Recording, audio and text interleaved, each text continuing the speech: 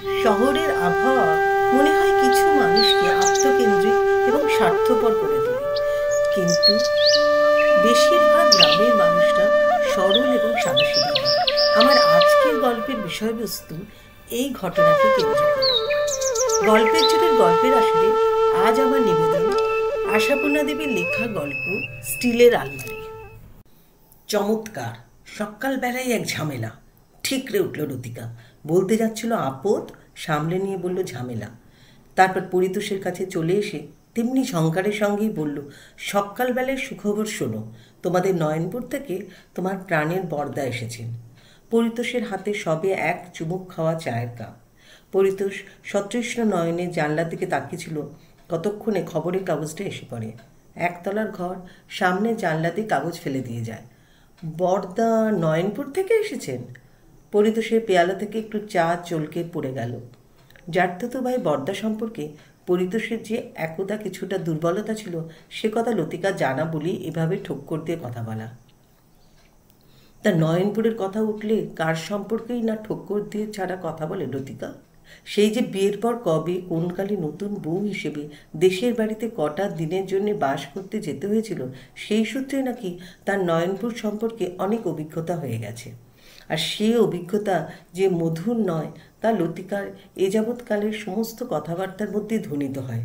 কিন্তু এমন কি সেই অভিজ্ঞতা যা সারা জীবনকাল মন বিরূপ করে রাখতে পারে? আর কিছুই নয়। মূল কারণ হচ্ছে পরিতোষের সেই তুচ্ছ গণ্ডগ্রামটুকুর প্রতি প্রাণের ভালোবাসার খবর।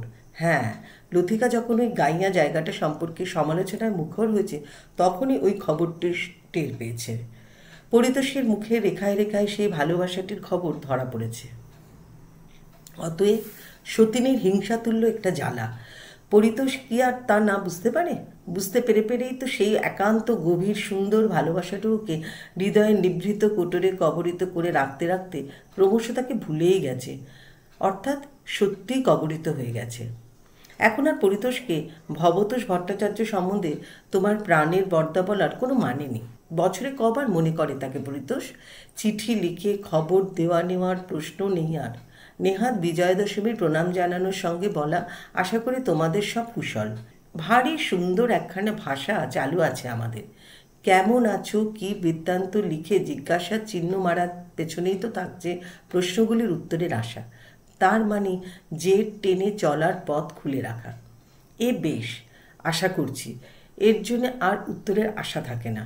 এভাবেই অতি নিকটজনেরাও ক্রমশ বৎসরান্তে একবার ফুলজল পাওয়ার পর্যায়ে গিয়ে পৌঁছল। বরদার সঙ্গেও এখন পরিতোষের সে একই রকম যোগাযোগ। বরদার আশাটা অপ্রত্যাশিত, তাই চায়ের পেয়ালা থেকে একটু চা চলকালো। শুকনো গলা থেকে একটি শব্দ বেরিয়ে এলো, বরদা নয়নপুর থেকে? পেয়ালাটা নামিয়ে রেখে বিপন্ন গলায় বলল, এখন এই সময় কোন গাড়িতে? লতিকা ঠোঁট উল্টে বলল, তা কী করে জানবো? তোমাদের নয়নপুরের ট্রেনের টাইম তো আর মুখস্থ করে রাখিনি। তাড়াতাড়ি কাপটা শেষ করে নামিয়ে রেখে পরিতোষ বলল, তোমার সঙ্গে দেখা হয়নি? আমি আবার আগ বাড়িয়ে কী দেখা করতে যাব? লতিকা আরেকবার ঠোঁট উল্টালো। রেখার মা এসে বলল। পরিতোষ যে ঘরে বসে চা খাচ্ছিল, সেটাকে মোটামুটি ভাড়ার ঘরই বলা যায়। আবার তার মধ্যে খাবার টেবিল, চায়ের সরঞ্জাম। বাইরের দিকে একখানা ভালো ঘর আছে, যেটাকে লতিকা সুচারুভাবে ড্রয়িং রুমে সাজিয়ে রেখেছে। বাড়ির মধ্যে একখানা ঘর অন্তত থাকুক, যেখানে সভ্য ভব্য অতিথি অভ্যাগতকে বসানো যায়। সে ঘরে টেলিভিশন, সে ঘরে বুকরাক এবং নানাবিধ শৌখিন জিনিসের সমাবেশ। সে ঘরে নয়নপুরের বরদাকে বসাবার কথা নয়, কিন্তু বুদ্ধিহীন রেখার মা আগে সেখানে বসিয়ে তবে খবর দিতে এসেছে। বসাবে না? শুনল যখন মেসোমশায়ের লোক, দাদা, তখনই তো ভক্তি উতলে উঠেছে। পরিতোষ শুকনো মুখে বলল, এই সময় হঠাৎ কেন কে জানে? কেন আবার? লতিকা আবার নিজস্ব ভঙ্গিতে ঠোঁট উল্টে বলল, মুখের ধান শুকিয়ে ধানাই পানাই করে দুঃখের গাথা গেয়ে কিছু 2 পয়সার ব্যবস্থা করা। শুনবে অখন গ্রামে গঞ্জে এখন বাস করা দায়, জমিতে ধান নেই, পুকুরে মাছ নেই, বাড়িতে চালে খড় নেই, এ তো পড়েই আছে। কথাগুলো যে পরিতোষের কানে মধুবর্ষণ করলো তা নয়, তবে পরিতোষ যে ছিটকে উঠে প্রতিবাদ করলো তাও তো নয়। পরিতোষ শুধু মনে করতে চেষ্টা করলো, কবে কোন সূত্রে বরদা কাঁদুনি গিয়ে টু পায়ে সাঁতিয়ে গেছে। বর্দা নামক সেই প্রাণ খোলা হাসি দীর্ঘকায় মানুষটির সঙ্গে ঠিক এই বিশেষণগুলো কি মানানো যায়? অথচ পরিতোষ লতিকার মুখের ওপর বলে উঠতেও তো পারল না, কবে কোন দিন বর্দা আমার কাছে এসে হাত পেতেছেন লতিকা? না, বলতে পারল না। কে জানে কোন অমোঘ নিয়মে লতিকার মুখের উপর স্পষ্ট সত্য কথাটা শুনিয়ে দেবার সাহস নেই পরিতোষের। কোনো ব্যাপারেই নয়। লতিকা যখন অনায়াসে রেখার মার রেখাটাকে বলে, এই মা আসতে পারবে না, খবরটি দিয়ে পালাচ্ছিস যে, বাসনগুলো মেজে দিয়ে যা, তখন পরিতোষ বলতে পারে না, কি আশ্চর্য, ওইটুকু মেয়েটা আমাদের টুকায়ের থেকেও ছোট, ও অতগুলো বাসন মাজতে পারে। বড়জোর হয়তো সাহসে ভর করে বলে, ও যা বাসন মাজবে তা তোমার পছন্দ হবে? লতিকার অবশ্য কথার মর্মার্থ বুঝতে আটকায় না, কারণ সাপের হাঁচি বেঁধে চেনে। তাই লতিকা রোদা গলায় বলে, হবে কিনা সে আমি বুঝবো, না হওয়া পর্যন্ত ছাড়বো নাকি? আবার অন্যদিকেও পরিতোষের পরিচিত কেউ বেড়াতে এলে লতিকা যখন অবলীলায় বলে, চা ফা হবে না এখন, দুটো মিষ্টি আনিয়ে ফ্রিজের ঠান্ডা জল দিয়ে পাঠিয়ে দিচ্ছি, তখন পরিতোষের এমন সাহস হয় না যে বলে, চা তো তোমাদের সারাক্ষণই হচ্ছে বাবা, আমার একটা বন্ধু এলি। না, তেমন সাহস হয় না পরিতোষের। লতিকা যদি স্বেচ্ছায় কিছু করে, কৃতজ্ঞতায় বিগলিত হয় এবং বারবার লতিকার তৎপরতার আর বিবেচনার কথা উল্লেখ করে, তাই বলে উঠতে পারা সম্ভব হলো না। পরিতোষের কবে আবার বর্দা আমার কাছে? কে জানে কেন পরিতোষের মধ্যে এমন একটা অনধিকারীর আর অপরাধীর ভাব। বিশেষ করে নয়নপুর সম্পর্কিত কথা উঠলেই পরিতোষ যেন চোর। তবু এখন পরিতোষকে মনে মনে সাহস সঞ্চয় করতে হচ্ছে, আর সেটুকু করে ফেলেই সমস্ত সহানুভূতিটুকু লতিকার দিকে ঢেলে বলে উঠতে হলো, তা এই সময় যখন এসে হাজির হয়েছেন তখন তোমার তো বেশ ভালোই কাজ বাড়ল না? না খাইয়ে তো আর, অথচ তোমার তো শুনছি কদিন থেকে গ্যাস ফুরিয়ে বসে আছে। লতিকা একটু বিদ্রুপের হুল ফোটানোর হাসি হেসেই, গ্যাস ফুরুক আর শ্বাসই ফুরুক, তোমার দেশের বর্দা যখন, তখন ষোড়শোপচার নৈবেদ্য সাজাতেই হবে। ভবত শেষে বসে আছেন। পরিতোষ মনে মনে রীতিমতোই চাঞ্চল্য বোধ করছে, কিন্তু এদিককার অবস্থাটা একটু আঁচ করে না গেলেও তো স্বস্তি নেই। নিশ্চিন্ত হয়ে গিয়ে গল্প করতে বসে যাবেন, আর লতিকা হয়তো শুধু 4টি বাজারের খাবার আনিয়ে সাজিয়ে দিয়ে অতিথি সৎকারের পাট পিটোবার তাল করবে। অথচ ওরা গ্রামের মানুষ শহর বাজারের খাবারকে খুব ভয়ের এবং অবজ্ঞার চোখে দেখেন। কদাচ কখনো যখন আসেন, মানে আগে আগে এসেছেন, বেশিরভাগ দুপুরের গাড়িতে এসে বিকেলটা থেকে সন্ধ্যের সময় চলে গেছেন। তা কখনো কি পরিতোষ মনে জোর করে বলে উঠতে পেরেছে, রাতটা থেকে যাও না বর্দা, সকালের গাড়িতে চলে যাও, রাতে বেশ জমিয়ে গল্প করা যাবে? না, সে জোর কখনো খুঁজে পায়নি পরিতোষ ভট্টাচার্য নামে সরকারি অফিসের একটা মাঝারি অফিসার। শুধু কথাগুলো মনের মধ্যে পাক খেয়েছে। এমন কি একান্ত বাসনা সত্ত্বেও লতিকার কাছে প্রকাশ করতে পারেনি। দুখানা লুচি ফুচি ভেজে খাইয়ে দিলে হতো বোধহয়। ওর আবার বাজারের খাবারের জুজুর ভয়। না, ওসব বলা টলা হয় না। আর ভবতোষ নামের মানুষটা জলখাবারের থালাটা হাতে নিয়ে বলেন, না, তোদের এই এক ফ্যাশন বাবা, গাদা গুচ্ছের পয়সা খরচা করে এক গাদা বাজারের খাবার আনিয়ে খাওয়াতে না পারলে যেন আদর যত্ন করা হয় না। এর থেকে যদি বৌমা তোদের রুটি তরকারি থেকে দুখানা চায়ের সঙ্গে দিয়ে দিত, খেয়ে আরাম হতো। এইসব সিঙাড়া কচুরি শুধু অম্বলের কুঠি। পরিতোষ না থেকেও একখানি বেজার মুখের ছবি দেখতে পায়। পরিতোষ হাওয়া বদলাতে তাড়াতাড়ি বলে ওঠে, তোমার আবার অম্বল কি গো বর্দা? লোহা খেয়ে লোহা হজম করবার শক্তি ছিল না? হা হা করে হেসে ওঠেন ভবতোষ। বলেন, ছিল, অর্থাৎ অতীত, এখন আর নেই রে ভাই। এক সময় তো লোহার রডও দুহাতে চেপে বেঁকাতে পারতাম, 7টে গঙ্গার এপার ওপার হতো। এখন আর সে রামও নেই, সে অযোধ্যাও নেই। গঙ্গার যা হাল হয়েছে, নাইতে নামতে রুচি হয় না। তা একদা রাম অযোধ্যা দুই ছিল। ভবতোষ ছিলেন পাড়ার হিরো, গ্রামে লাইব্রেরি করেছেন, জিমন্যাস্টিকের ক্লাব খুলেছেন, ফুটবলের টিম গড়েছেন এবং যতটা পেরেছেন পরোপকার করে বেরিয়েছেন। পরিতোষের ছেলেবেলার চোখের সেই উজ্জ্বল ছবিটি পরিতোষের হৃদয় কন্দরে ছিল অনেক দিন পর্যন্ত। তবে এখন দেশের অবস্থা বদলে গেছে, বদলে গেছে সেই সহজ আনন্দের দিনগুলো, বদলে গেছে পরিতোষও, সে মূল্যবোধও আর নেই। তবু মানুষটাকে দেখলেই কেমন যেন একটা অস্বস্তি ভাব, যে কতক্ষণে মান বাঁচিয়ে চলে যাবেন সেই চিন্তা। তবে লতিকা এমন অসভ্য মেয়ে নয় যে গুরুজনের মান না বাঁচিয়ে কথা বলবে। ভাসুর সদর চৌকার পার হয়ে যাবার আগে কোনোদিনও বলে ওঠে না যে এদিকে তো বাজারের খাবারে এত ব্যাখ্যা না, চেটেপুটে খেয়েও তো নেওয়া হলো সব। আর এই এখন এই যে বলছে গ্যাস ফুরুক আর শ্বাসই ফুরুক, সে কি আর এমন স্বরে বলছে যে বাইরের দিকে সেই ঘরটা পর্যন্ত শটটা পৌঁছবে? পরিতোষের অবশ্য স্বভাব ঠিকই নিচু স্বরে, তার কথা দেওয়ালের ওপারে যায় না। সেই স্বরে ব্যস্ত হয়ে বলল, আহা, অনেক রকম করবার কি দরকার, বাড়িতে যা রান্না হয় তাই দেবে। এখন তো বলা হচ্ছে, তখন খুঁতখুত করবে। দুখানা বেগুনি ভেজে দিলে হতো, বর্দার বেগুনিটা খুব প্রেফার করেন। আরে না না, ওসব কিচ্ছু করতে হবে না, গ্যাস নেই সেটা জানিয়ে দিলেই হবে। ঠিক আছে, দয়া করে আবার বাজারে ছুটতে যেও না টাটকা মাছ আনতে। ফ্রিজে মাছ রাখা দেখে তো সেবারে তোমার দাদা নাক সিটকে বললেন, পয়সা খরচা করে 7 দিনের বাসি মাছ খাবার জন্যে কিনলি তো ওটা। জানি, শহরে বাস করলেই শহরের চাল ছাড়া গতি নেই, 5 জনের সামনে মুখ থাকে না বলে কি পেঁচিয়ে পেঁচিয়ে হাসি। বর্দার সঙ্গে পেঁচিয়ে হাসিটা ঠিক মানাতে না পারলেও অভ্যস্ত নিয়মে অপ্রতিবাদে কথাটা হজম করে পরিতোষ এবং একটু ব্যস্ত গলায় বলে, যাই। এই সময় রেখার মা এসে দাঁড়ালো। বলল, মাসিমা, কি হলো আপনাদের? উনি আমায় বললেন যে কি গো বাছা, বাড়িতে খবর দাওনি? আর খবর দেবার কি আছে, ঘরের লোক। চলো যাই। রেখার মা একটু ঢোক গিলে বলল, তা পাছে হুটপাট ঢুকে আসে তাই বললুম। হ্যাঁ, খবর দিয়েছি। তা এখন মেসোমশাই বাথরুমে আর মাসিমা ঠাকুর ঘরে। ঠাকুর ঘরে? লতিকা হি হি করে হেসে ফেলে বলে, খুব বানাতে শিখেছিস তো। কি ভাগ্যি বলিসনি যে মাসিমা ধ্যানে বসেছেন। যাক, বলে ভালো করেছিস। রেখার মা কিন্তু খুশি না হয়ে বেজার গাড়ায় বলে, তা না বানিয়ে উপায়? একটা মানুষ দেশঘর থেকে এসে হাপিত্তেশ করে বসে রইল আর আপনাদের আর দেখায়নি। এইমাত্র রেখার মার বুদ্ধি প্রকাশে যেটুকু প্রসন্ন হয়ে উঠেছিল সেটা উপে গেল লতিকা। এসব চতুর্থ শ্রেণী কর্মচারীদের বোলাবালাও এত বেড়ে যাচ্ছে। বলল, আচ্ছা যাও, পলকে আসছেন।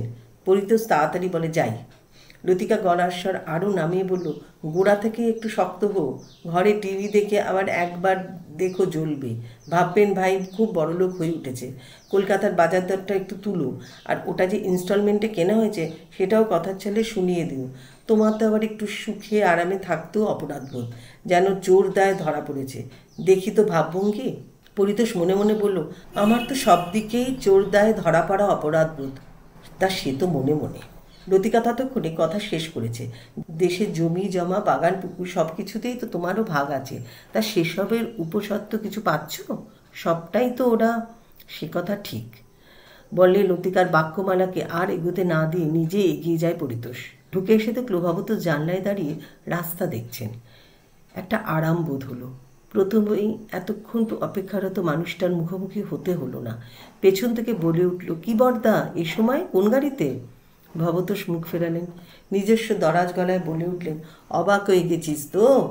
আরে ভারী সুবিধের একটা বাস সার্ভিস নতুন খুলেছে নয়নপুর থেকে। আসলে বাজার গাড়ি, তবে চেনা জানা 2-4 জনকে ফরেরাই নিয়ে নেয়। ভোর 5টার ছাড়ে আর 6:30টায় একেবারে এসপ্ল্যানেডে এসে পৌঁছয়।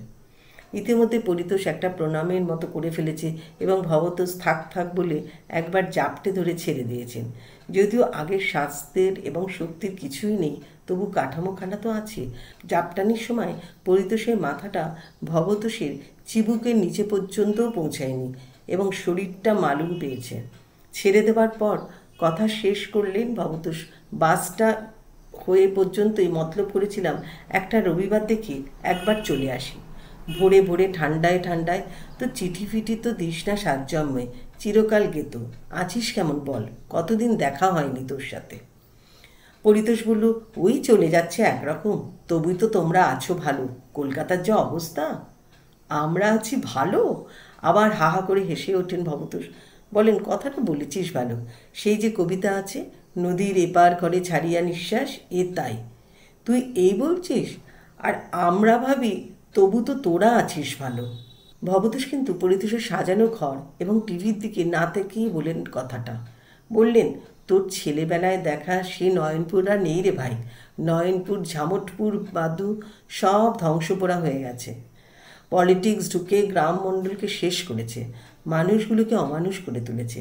সবাই শুধু ধান্দার তালে আছে। একদিকে অপারেশন বর্গা, একদিকে গ্রাম পঞ্চায়েত, তার সঙ্গে পার্টির দলাদলি, শান্তি বলে আর কিছু নেই। দাদারা মদত দেয়, পুলিশে চোখ বুজে থাকে। সেই যে আমাদের দিনু কীর্তনী গান গাইতো, মনে আছে তোর? রাজা নন্দিনী পেয়ারি যা করিস তাই শোভা পায়, এও হয়েছে তাই। পরিতোষার এর কি উত্তর দেবে, তাই প্রসঙ্গ পাল্টায়। বলে, তোমার স্কুলের খবর কি? স্কুল? হায় কপাল, তা জানিস না বুঝি? 6 মাস হলো 60 বছর বয়সের ছুতোয় রিটায়ার করিয়ে দিয়েছে তো। এখনকার আইন টাইম কেমন জানিস? ভালো করতে জানি না, মন্দ করতে জানি। এদিকে জরাজীর্ণ স্কুল বিল্ডিংখানার দালান খসে পড়েছে। বর্ষায় ক্লাসরুমের জল পড়ছে। কর্তাদের কাছে বলে বলে হদ্দু, তা সেদিকে কেয়ার নেই। আইন জারি হয়ে গেল, বুড়ো হাবড়া মাস্টারদের আর রাখা চলবে না।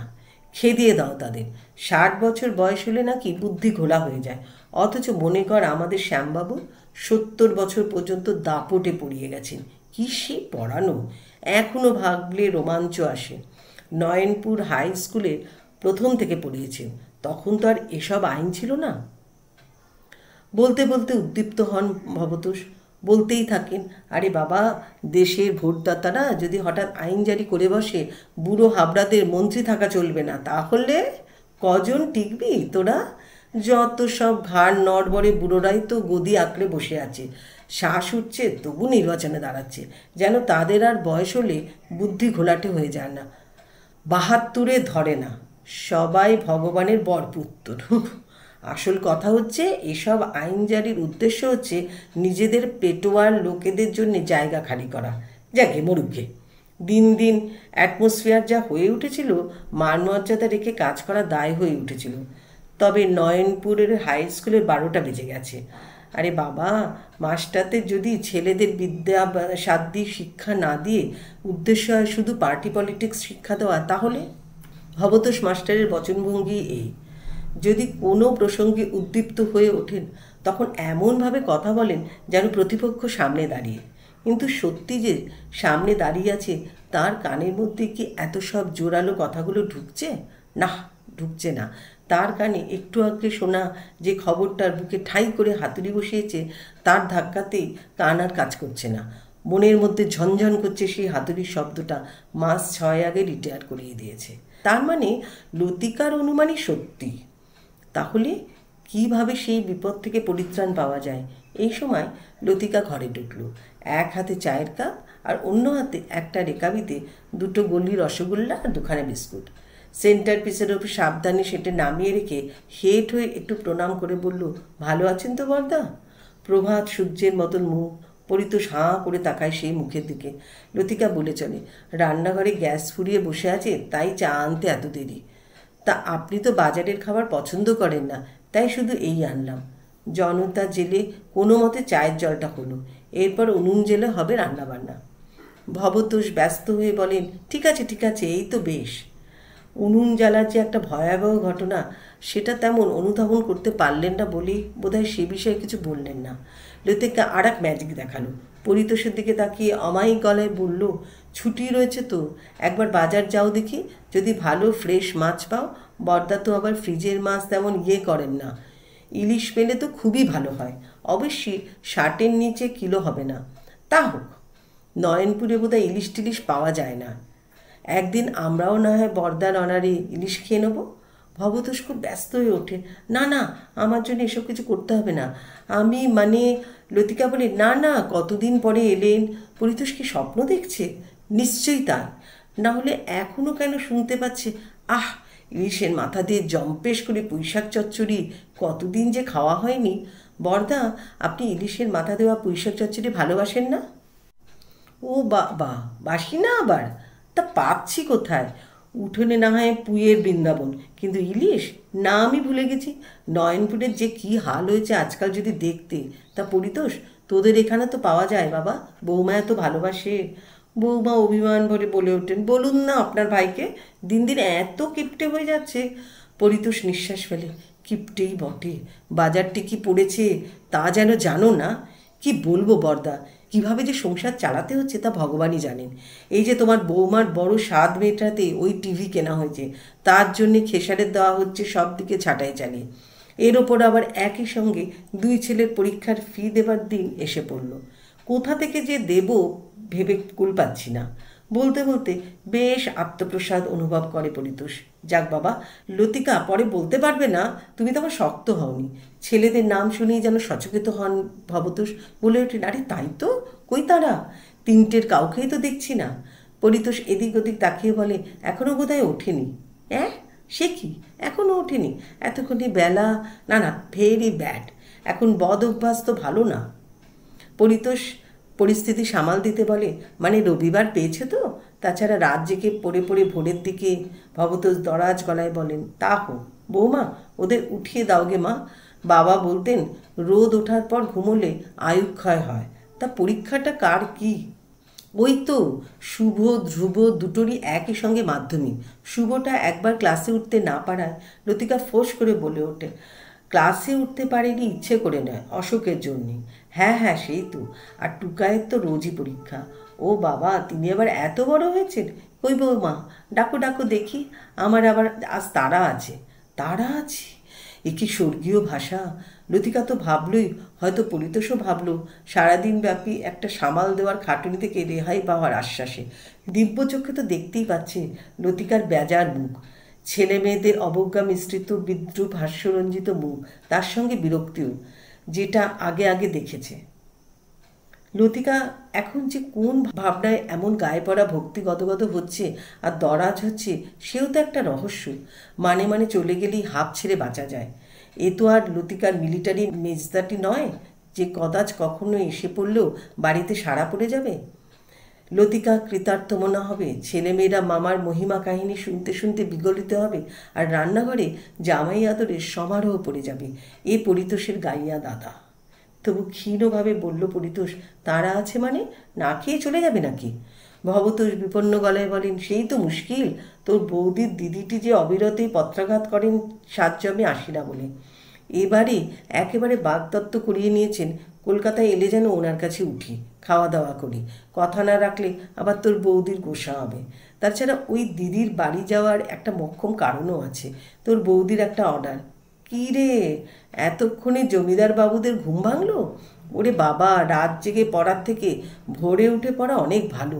ভোরে মাথা পরিষ্কার থাকে। বলছিলাম তোদের মাকে, আমার বাবা বলতেন রোদ উঠলে পর ঘুমোলে আয়ুক্ষয় হয়। আরে মা লক্ষ্মী, আয় আয়, কত লম্বা হয়ে গেছিস রে।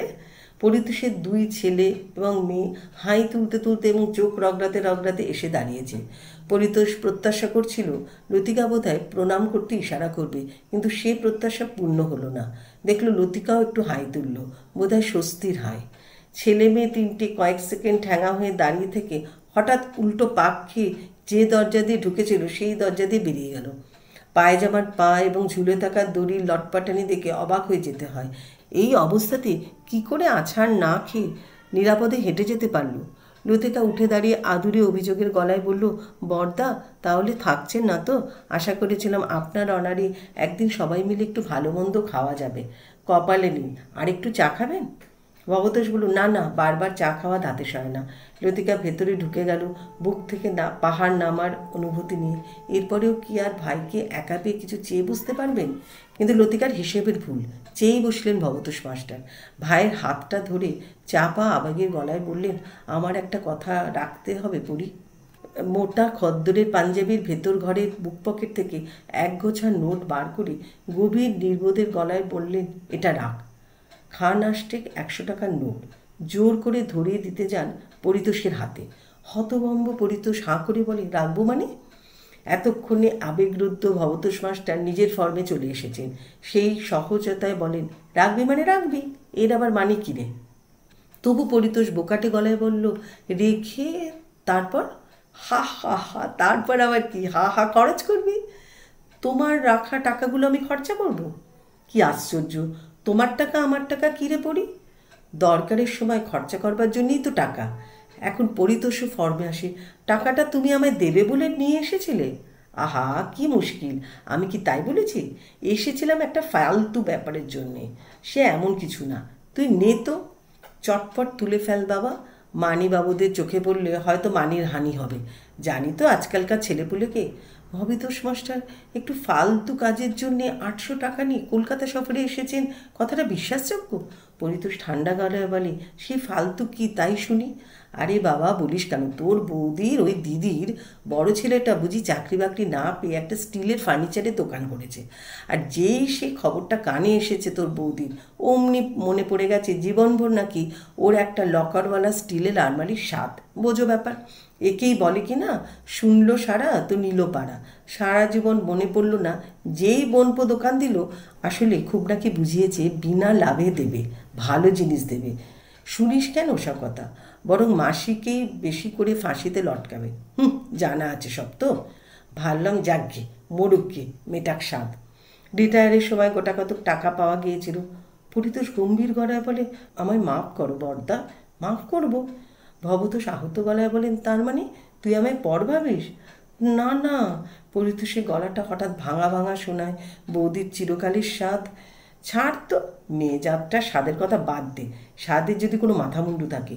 চিরকালে স্কুল মাস্টারের বাড়ি, শুধু দুটো বুড়ো বুড়ির সংসার, কি এত রাজঐশ্বর্য আছে রে যে একটা লকারওয়ালা স্টিলের আলমারি না হলে চলবে না? আমাদের যা কিছু সম্পত্তি তা ওই আলমারিটার মধ্যে রাখা থাকে রে পড়ি, বুঝলি? বলে সহাস্যে আপন বুকের ওপর একটা চাপড় মারে ভবতোষ। বর্দা? আহ, আবার সেই বাচ্চাবেলার মতন বর্দা বর্দা বলি। তোর এই চারদিকে টানাটানির সময়, ছেলেদের পরীক্ষার ফিজ লাগবে, দুশ্চিন্তায় সারা হচ্ছিস, এর থেকে তোর বৌদি স্টিলের আলমারিটা জরুরি হলো? কেমন লাগলো আজকের গল্পটা? যদি ভালো লেগে থাকে তবে লাইক আর শেয়ার করুন।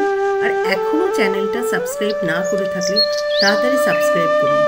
খুব তাড়াতাড়ি আবার একটা গল্প নিয়ে হাজির হব। সবাই সুস্থ থাকুন, ভালো থাকুন।